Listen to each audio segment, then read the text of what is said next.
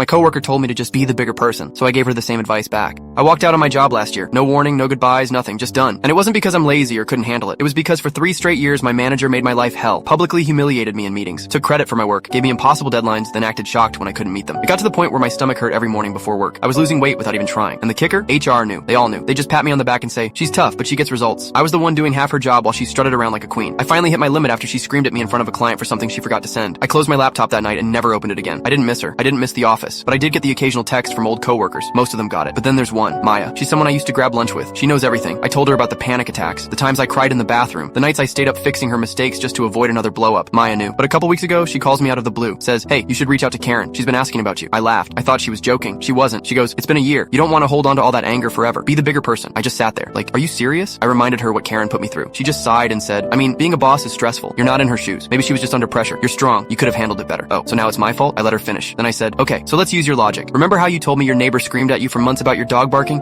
How he threw beer bottles at your porch? Called you names? She said, yeah. I said, well, maybe you should have been a better neighbor. Maybe if you kept your dog quieter, he wouldn't have gotten so mad. Maybe if you'd brought him cookies once in a while, he wouldn't have felt the need to harass you. Maybe you should be the bigger person and go apologize to him. Dead silence. I kept going. You were an adult. You had control. And you still couldn't make him stop. So tell me, why the hell do you think I could have stopped a woman with 20 years of corporate power over me from tearing me down every single day? Her voice cracked. That's not what I meant, but I just said, sure it is, and hung up.